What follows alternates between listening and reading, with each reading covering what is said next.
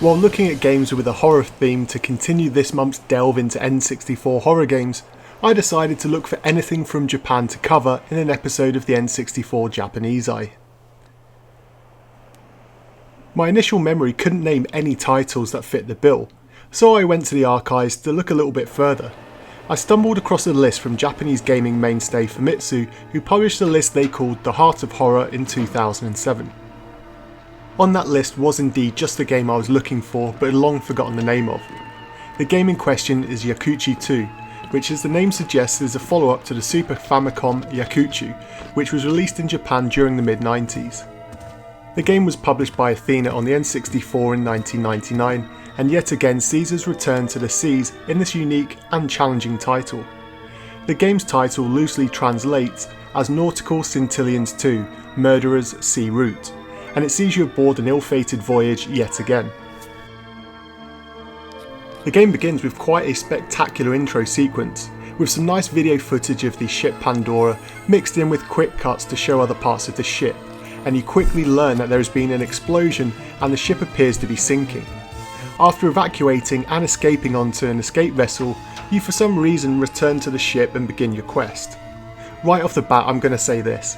On the N64 Japanese Eye, we'd always try to answer the simple question: can you play it without knowing any Japanese whatsoever? In this case, you have no chance in hell. The game is a text-based story-driven survival horror game where the entire concept of the game is built around choosing your own story through the game. Naturally, with there being no English and no English patch for this, then almost everyone watching will probably rule out ever wanting to play this game.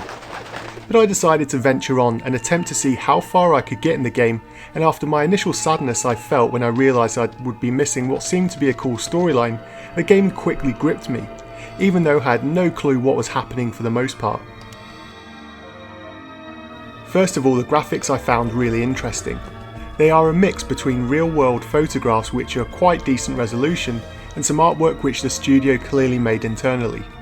Both sets of imagery are woven together to create a claustrophobic and haunting atmosphere throughout the game. As you begin to explore, the majority of the ship's power is down, leaving you traversing dark corridors, creepy rooms, and areas of the ship you'd normally never visit. Even when you get the power back up, everything just seems a little out of place and not quite right all aboard the ship. With no other humans for you to interact or see in the game, it creates a tense and eerie atmosphere, and you begin to notice strange goings on and slight changes when you revisit parts of the ship you were at just moments ago.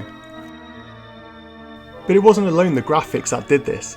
You know I'm a huge fan of music and games, and there's nothing that I love more than a quality soundtrack. This game has perhaps one of the coolest set of effects and tracks I've heard in a long while. The game seems to have taken its inspiration from some classic movies, and many of the tracks sound like remixes of classics such as Friday the 13th and even Ghostbusters.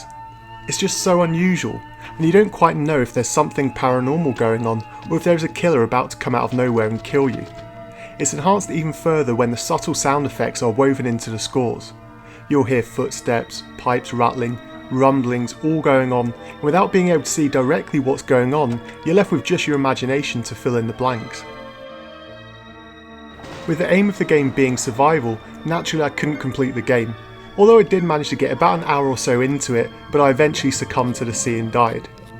Along the way, I seemed to manage to solve some puzzles, mostly the ones where numbers were involved, and I did see some creepy survivors through windows who had escaped the ship already. Sadly, I'll never get to fully learn the storyline unless I somehow manage to learn Japanese. But if you're curious from what you've seen, then it might be worth giving this game some of your time, as it's certainly one of the more unique games on the console. So for today's question, I want to know why you think text-based games really died off. Personally, I think they only ever appealed to a niche market, but it's quite cool to see developers use the formula to create games like this which add a new take on the survival horror genre, to bring it to gamers who perhaps want something a little more slower paced. But let me know your thoughts in the comments down below, and as always, until next time.